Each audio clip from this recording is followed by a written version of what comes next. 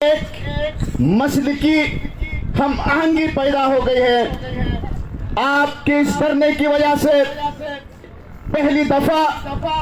مختلف مکاتب فکر کے علماء کرام یہاں اس دھرنے میں تشریف لائے اور آپ کے ساتھ اظہار یکجہتی کیا۔ یہ نہ صرف بیامر کی بلکہ پورے گلگت بلتستان کی ایک نئی تاریخ کا آغاز ہے، ایک نیا مستقبل کا آغاز ہے کہ جب تک معاشرے کے اندر امن نہیں ہوتا ہے، جب تک معاشرے کے اندر اخوت اور بھائی چارے کا فضا نہیں ہوتا ہے، جب تک معاشرے کے اندر ایک دوسروں کو برداشت کرنے کا مادہ پیدا نہیں ہوتا ہے، وہ معاشرہ کبھی بھی ترقی نہیں کر سکتا ہے۔ ایک ضلع اکیلا ترقی نہیں کر سکتا جب تک پورا گلگت بلتستان ترقی نہیں کرے، جب تک پورا معاشرہ ترقی نہیں کرے۔ تو آپ نے ان عناصر کا حوصلہ شکنی کی ہے جو کئی دہائیوں سے یہ چاہتے تھے اپنے ذاتی مقاصد کے حصول کے لیے، اپنے اجارہ داری کو قائم کرنے کے لیے، اس خطے کے گلگت بلتستان کے وسائل پر قابض کرنے کے لیے جو آپ کو تقسیم کر کے آپ کی اتحاد کو پارا پارا کر رہے تھے، آج آپ نے اس دھرنے کی وساطت سے ان طاقتوں کو یہ پیغام دیا ہے کہ گلگت بلتستان ایک ہے اور ایک رہے گا انشاءاللہ تعالی۔ اور میں آج اس سٹیج کے وساطت سے گلگت بلتستان کے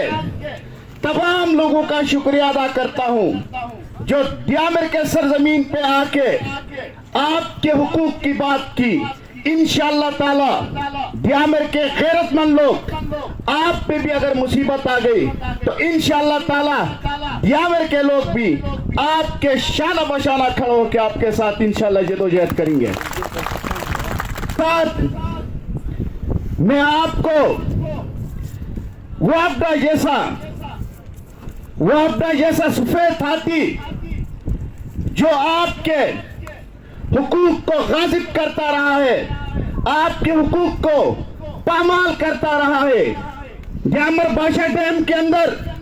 دو فیزز تھے، ایک پہلا فیز لینڈ ایکوزیشن کا فیز ہوتا ہے جس میں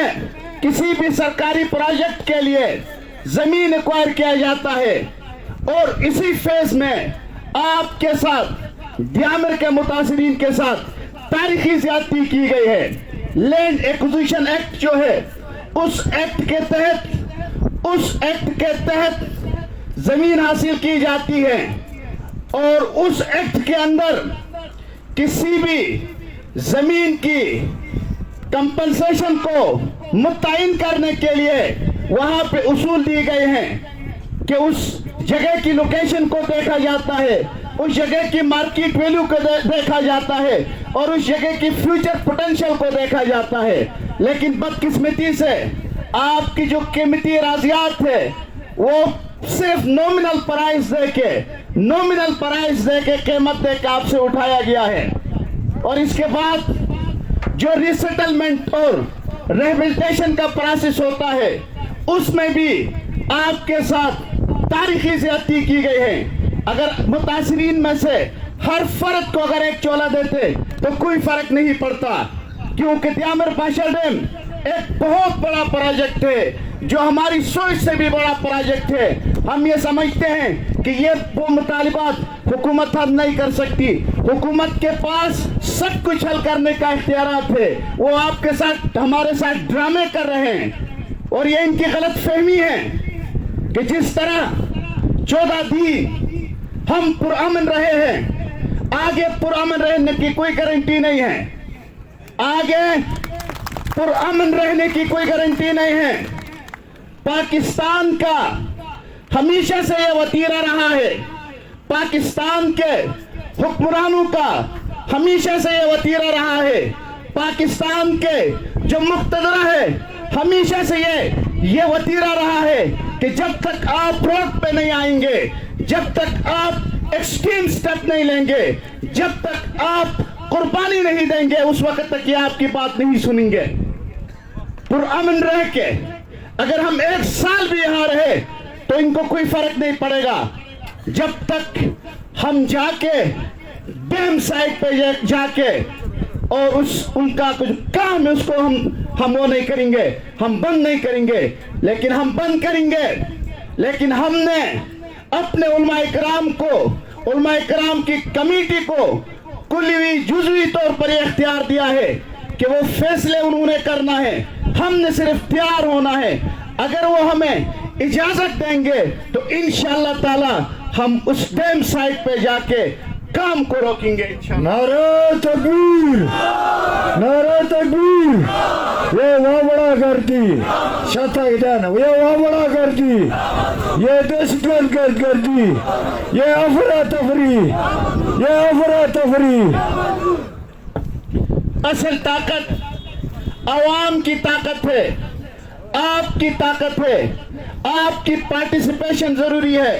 آپ کی شمولیت ضروری ہے۔ اگر آپ زیادہ تعداد میں اپنا احتجاج ریکارڈ کرائیں گے، آپ اپنی پارٹیسپیشن کو یقینی بنائیں گے، تو جو آپ کے لوگ ہیں، جو آپ کے علماء کرام ہیں، جو مذاکرات کرتے ہیں، جو ڈیسیجن لیتے ہیں، ان کے لیے بھی آسانی ہوگی۔ اور آخر میں اپنے نوجوانوں کو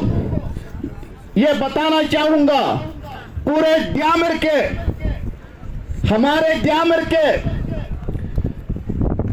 ڈیامر میں جتنے جو مسائل ہیں، آپ ان مسائل کو روٹ کو سمجھے۔ جب تک آپ اس موجودہ سٹیٹس کو کا خاتمہ نہیں کریں گے، جب تک آپ اپنے مستقبل کے لیے، اپنے روشن مستقبل کے لیے باہر نہیں آئیں گے، جب تک آپ مصلحت سے باہر نہیں نکلیں گے، جب تک آپ منافقت سے باہر نہیں نکلیں گے، جب تک آپ سچائی کے ساتھ کھڑا نہیں ہوں گے، جب تک آپ سچ بولنے کے اپنے اندر صلاحیت پیدا نہیں کریں گے، اپنے اندر دلیری پیدا نہیں کریں گے، اس وقت تک کہ ہمارا معاشرہ ٹھیک نہیں ہو سکتا ہے۔ ہم جو ہے، ہمارا معاشرہ ہم نے ہی ٹھیک کرنا ہے،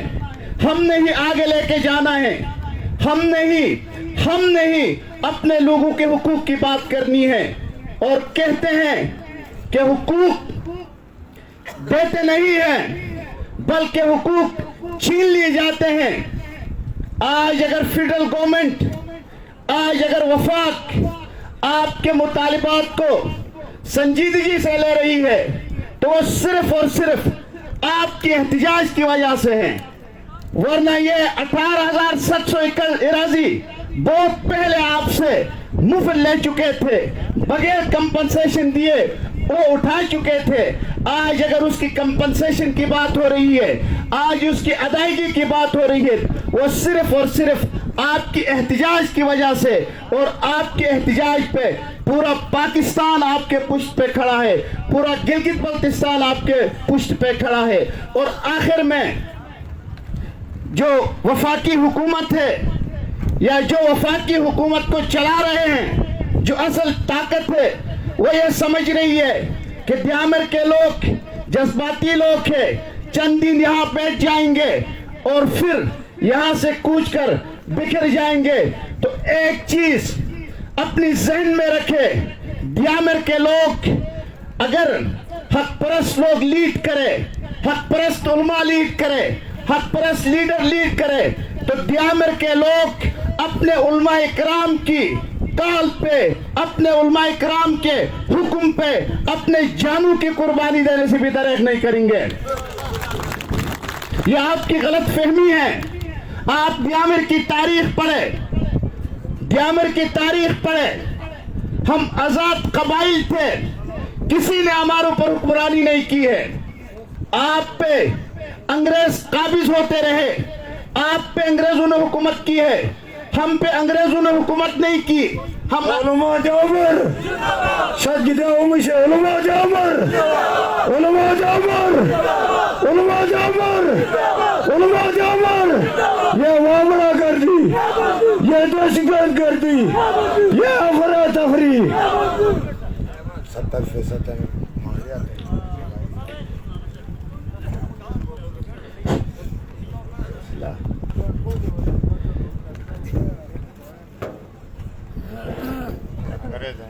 اچھا، ہم آزاد قبائل تھے، ہم اپنا نظام خود چلا رہے تھے، اور ہم نے ایکسیشن ڈیٹ آف 1952 کے تحت جو ریاست پاکستان اور دیامر کے لوگوں کے اندر باقاعدہ ریٹن معاہدہ ہے، اس معاہدے کے تحت ہم نے آپ کی ایڈمنسٹریشن کو قبول کیا ہے. ہم نے آپ کے ساتھ انتظامی احلاق کیا ہے. ہم نے ایسے آپ کے ساتھ احلاق نہیں کیا ہے. ہم نے وہاں پہ شرائط رکھے ہیں، اور ان شرائط کی بنیاد پہ ہم نے پاکستان کے ساتھ انتظامی طور پر احلاق